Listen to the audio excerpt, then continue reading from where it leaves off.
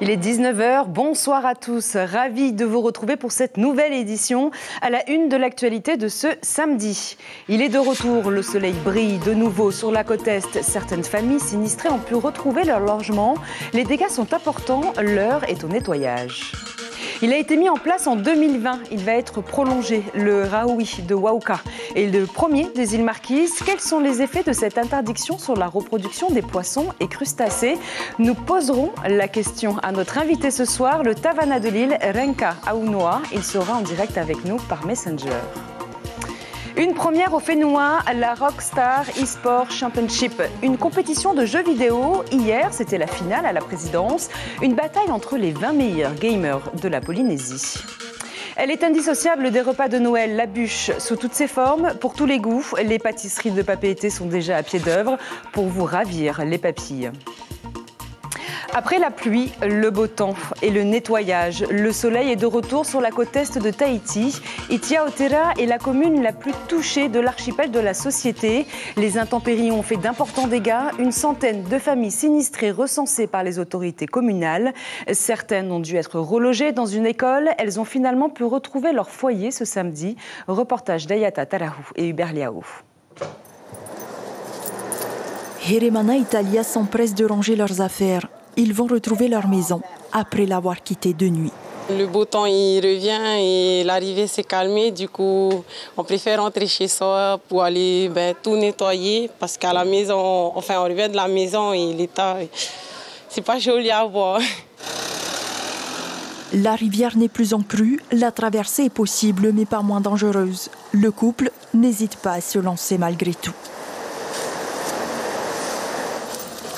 Leur logement garde encore les traces des violentes intempéries survenues ces derniers jours. 23 ans que Heremana vit ici, c'est la première fois que les dégâts sont aussi conséquents. On a été touché plein de fois, mais derrière, là, ici. Mais c'est la première fois que ça arrive comme ça. Dans la maison? Dans la maison. Un peu plus loin dans le quartier, retour aux anciennes pratiques pour Tehiva. Elle profite de l'accalmie pour nettoyer les vêtements de ses petits-enfants avant la reprise des cours. Lundi. On n'a pas d'eau, comme j'ai une machine automatique, on ne peut pas utiliser. Et là, c'est du linge qu'il fallait absolument laver? Ouais. Pas comme ça délève des petits-enfants. J'ai obligé de les laver, comme c'est mouillé. Dans le quartier Haïti, des centaines de personnes sont coupées du monde. Elles sont ravitaillées en vivres par les services sociaux de la commune. Un geste salutaire. C'était un soulagement important aussi parce qu'on est quand même 200 habitants. Il y a des familles qui sont, je ne dis pas baba, mais on en a besoin. Surtout les denrées. Mais depuis hier, on a reçu beaucoup de denrées. Les travaux de curage ont débuté. En attendant la reconstruction du pont, la vie reprend son cours ici et tous espèrent que le ciel restera clément. 337 milliards de francs, c'est le budget des Outre-mer pour 2024 voté au Sénat après être passé à l'Assemblée nationale. Une hausse de 32 millions par rapport à 2023 et bonne nouvelle pour Mayotte. La deuxième chambre du Parlement français a voté cette semaine une rallonge de 12 milliards. Confronté à d'immenses défis dont la pénurie d'eau, le 101e département français fait face à d'importantes difficultés budgétaires. Journée porte ouverte à l'espace senior de la Croix-Rouge du côté d'Aroué. C'était jeudi dernier. Cet espace est un centre qui accueille des Matayapo en demi-journée, 3 fois par semaine. C'est aussi l'occasion de recruter de nouveaux bénéficiaires et des bénévoles. Explication avec Thomas Terite-Poruarei et Mirko Venfo. Qui aurait pensé qu'en Polynésie, les seniors, pudiquement appelés les Matayapo, sont en situation d'isolement social? Pas forcément tout le monde. La Croix-Rouge en a la certitude, même sans chiffres probants. Elle refuse en tout cas de faire une croix dessus. Au sein des familles, les gens ne se rendent pas forcément compte que leurs Matayapo sont en situation d'isolement social. On considère encore aujourd'hui qu'une personne âgée qui passe sa journée devant la télé, c'est normal, ou qui reste assise sur la terrasse à regarder les gens passer, c'est normal. En réalité, non, ce n'est pas normal. Tefere Pouarama est là pour essayer de pallier le manque. On peut appeler aussi cela une défectuosité, une lacune, enfin quelque chose qui remplacerait un vide sidérant. C'est le cas de Papa Young, 81 ans. Rester à la maison, n'a rien fait. Surtout lundi, vendredi. reste à la maison. Mardi, on vient ici. Pourquoi vous êtes tout seul à la maison? Hein? Les enfants travaillent. Ce n'est pas un hôtel, c'est un lieu de rencontre, de discussion amicale, histoire de briser la solitude, où nos métois peuvent se retrouver. On y organise des tas d'activités. La capacité d'accueil reste très modeste, une douzaine de personnes. C'est d'être en communauté, ne pas être seul. Et en fait, les Matayapos se retrouvent entre eux, avec une animatrice et des bénévoles. Et du coup, ça fait toute une petite émulation sympa. Certains chiffres l'annoncent, 21% de notre population a plus de 60 ans. Le budget alloué au centre Pouarama est de 9 millions, financé à 85% par le RSPF, le reste sur fonds propres. Le Téléthon a démarré hier, on vous en parlait justement hier dans nos journaux. Cet événement de collecte de fonds permet de sensibiliser aux maladies myopathies, rares et d'origine génétique. Depuis 2020, faute en partie au Covid, les dons se font plus rares. Alors cette année, les organisateurs ont décidé d'innover. La troupe Hey Tahiti a sillonné les rues de Papeete. L'objectif, vendre un maximum de t-shirts à l'effigie du Téléthon. Les précisions de Thierry Trompette, la chef de troupe, au micro de Kaline Liénard et Rohan Potorou. Expliquer et puis ils mettent ce qu'ils veulent comme ils veulent, voilà. Et donc pour l'instant on est à combien de t-shirts? Vous avez une idée un peu des dons? On a 1500 tricots à vendre et là on a déjà vendu plus de 500, donc ça se passe vraiment bien. C'est surtout le week-end, c'est ça? Je pense que le samedi comme ça l'affluence en ville c'est bien, et puis on a des points stratégiques comme le marché de Papeete et le centre Beima qui est très fréquenté jusqu'à midi. Elle est la première île des Marquises à avoir mis en place des zones de pêche interdites. Le Rahui de Wauka a été lancé en 2020 pour 4 ans sur 2 zones. La première est d'une superficie d'environ 128 hectares, la seconde de 22 hectares 46 qui comprend 2 motus. L'idée de ces interdictions, favoriser la régénération des stocks de poissons, langoustes et de crabes, dit Toetoe. Ce Rahui vient d'être prolongé. Alors pour en parler, nous avons en direct avec nous le maire adjoint de l'île, Renka Aunoa, Yorana Tavana. Merci beaucoup d'être avec nous ce soir. Alors, dites-nous un peu pourquoi vous avez décidé de prolonger ce Rahui. Alors, nous avons décidé de prolonger le Rahui parce que ça fait 3 ans maintenant que nous l'avons mis en place, depuis février 2020 exactement. Et nous avons vu les bienfaits du Rahui. Nous avons eu la remultiplication du poisson et surtout de la langouste sur les 2 zones que nous avons protégées. Et alors du coup, c'était aussi une demande, j'imagine, de la population, peut-être des pêcheurs aussi également de l'île, de devoir le prolonger à nouveau pour justement voir encore les effets de ce Rahui? Tout à fait. En 3 ans, comme je disais, on a vu que le système du Rahui et surtout l'effet de débordement était très bénéfique. Et nous avons fermé 3 ans. Il ne s'agissait pas d'ouvrir et en 2 mois de remettre à mal tous les efforts que nous avons faits pendant 3 ans. Donc nous sommes encore dans cette démarche de sensibilisation de la population sur la préservation des ressources humaines. Et à travers ces 2 zones-là, nous allons le mettre en place. Et alors, est-ce que justement vous avez senti cet effet de sensibilisation auprès de la population? Tout à fait. Alors, il faut savoir que pour aboutir à cette volonté de repousser les 2 zones en travaux, il y a eu plusieurs consultations. Il y a eu une première réunion avec le comité de gestion. Il y a eu la 2e réunion avec la population qui a donné un avis favorable. Alors, la population s'est prononcée sur un avis favorable de repousser de 2 ans l'interdiction de pêche. Et nous allons ouvrir un jour par an le Rahui avec une gestion bien sûr de la pêche pour un événement communautaire et en particulier pour la journée des Matayapos. Et ensuite, il va rester la consultation de la population à travers un formulaire et la prise d'un arrêté en Conseil des ministres, nous l'espérons, avant le mois de janvier. Alors aujourd'hui, le Rahui concerne 2 zones, on l'a dit précédemment. Est-ce que du coup, vous avez la volonté éventuellement d'étendre ces zones à d'autres endroits? Tout à fait. Actuellement, les maires des îles Marquises en partenariat avec le pays, sont en train de mettre en place une étude sur tout l'ensemble de l'archipel. Alors, Wauka, qui avons déjà un Rahui, nous allons travailler sur d'autres zones, comme vous dites, et pour protéger en particulier la langouste. D'accord, merci beaucoup Tavana Ranka Aunoa. Merci, Cotonoui. Merci d'avoir été donc en direct avec nous depuis l'île de Wauka aux Marquises. Une finale de tous les enjeux. Les meilleurs gamers du Fénois se sont affrontés hier soir sur le chapiteau de la présidence. Au départ, 250 participants. À la fin, seulement 20 joueurs restants. La Rockstar eSport Championship est la première grande compétition de jeux vidéo fénois. L'événement a séduit. Reportage de Chiquita Teiva et Erwan Potorou. Fortnite, League of Legends, Street Fighter 6, chaque gamer a son jeu favori. Pour celui que l'on surnomme Lélé, l'un des finalistes qui a passé les qualifications, c'est Fortnite. À peine 14 ans, l'adolescent est déjà une pointure, mais il devra s'incliner pour cette finale. J'ai perdu, les gens en face étaient meilleurs, ils étaient bons, ils étaient très bons même. Et j'espère que l'année prochaine, je réussirai à gagner. On s'est beaucoup entraîné ensemble. Et là, comme on n'avait pas les micros pour parler avec nos coéquipiers, nous on s'entraînait sans se parler. Du coup, je pense que ça nous a aidé aussi. C'est une très belle soirée. Et merci aussi à Rockstar de nous avoir organisé cette soirée. C'est un rêve polynésien quand même. Fédérer de nouveaux joueurs, mais surtout pousser les compétiteurs à passer au level supérieur, comme ils disent dans leur jargon, c'était l'objectif.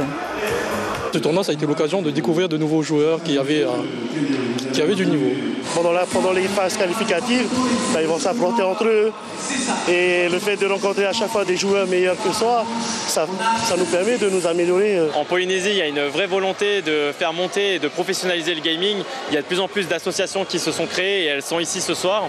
Et notre objectif, c'est de faire monter ça comme ce sport et de faire venir et devenir des joueurs, de rendre professionnels. Puisque dans le monde entier, c'est un secteur qui ne fait qu'évoluer et qui a aujourd'hui créé des métiers en fait. L'événement a réuni des joueurs de 13 à 54 ans selon le règlement, un événement à pérenniser. C'est une super bonne idée. On est vraiment content de se retrouver entre gamers, entre passionnés, que ce soit pour le cosplay ou pour les jeux vidéo. Et j'espère que ça durera vraiment dans la durée pour les prochaines années. Cette soirée a montré que le jeu vidéo est un marché transgénérationnel. Et avec 500 000 francs de prize money, il y avait de quoi motiver les joueurs que l'on espère plus nombreux l'an prochain.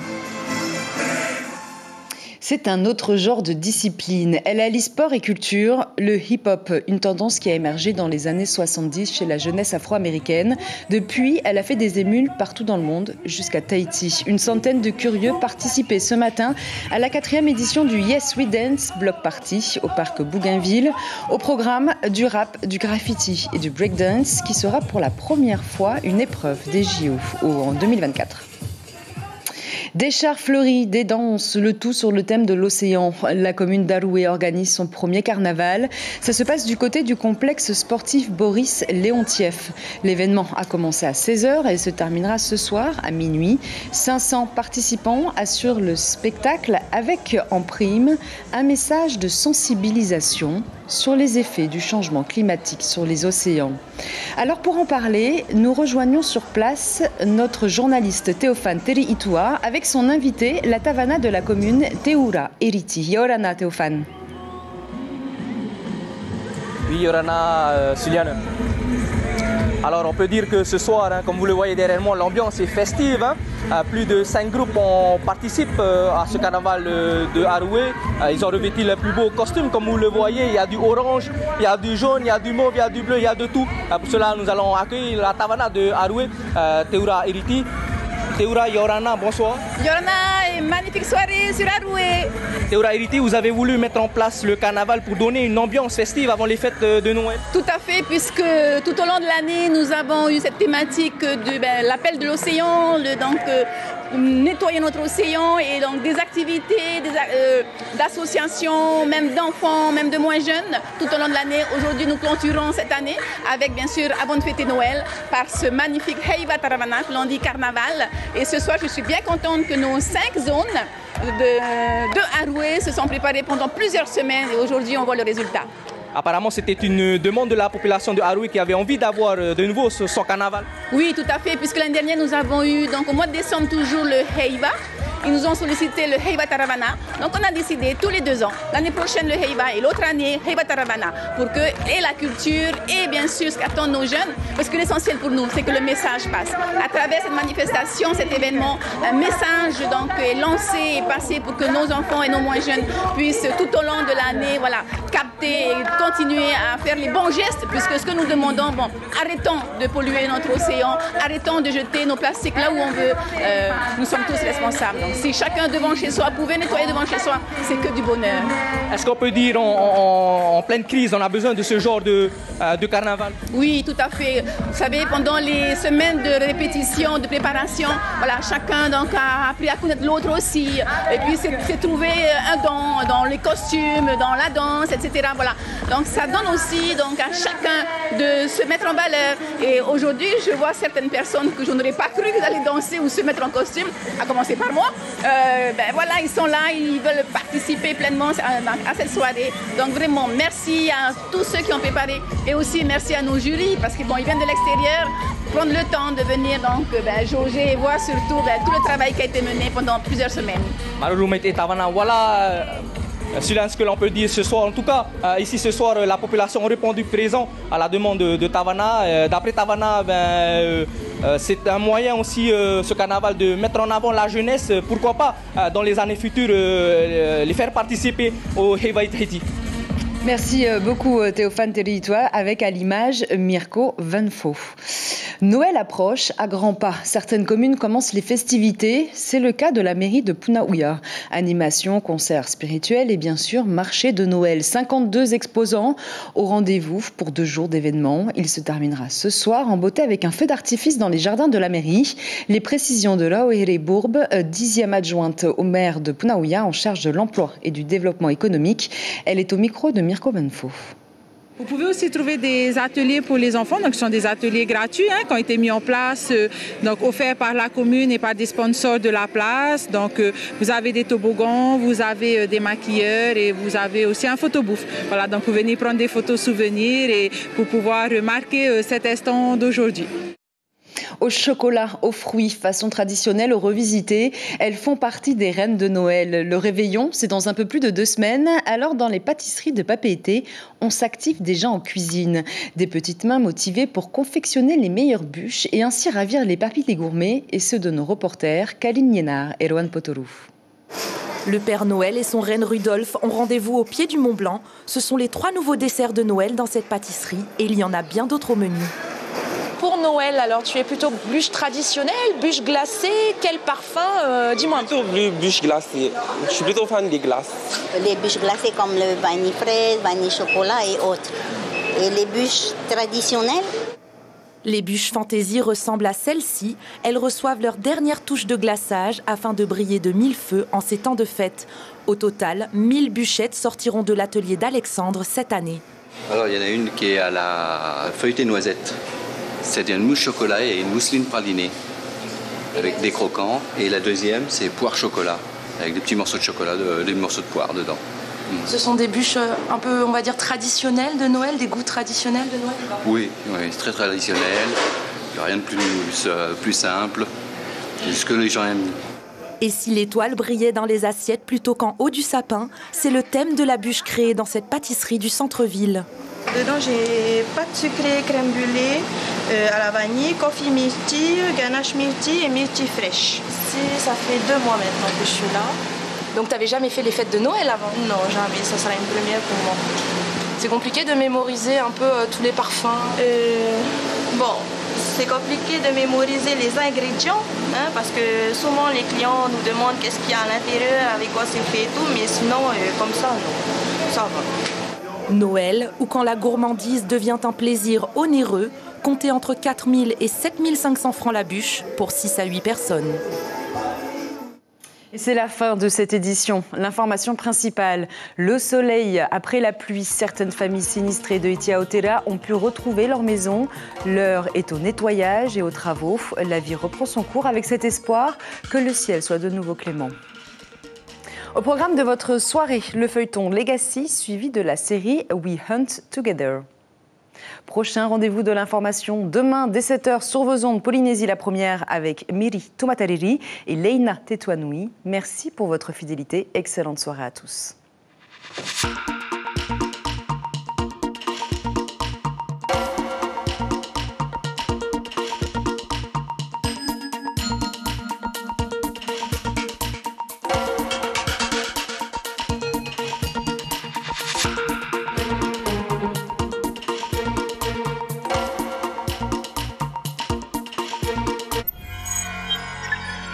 Retrouvez ce programme en replay sur notre site internet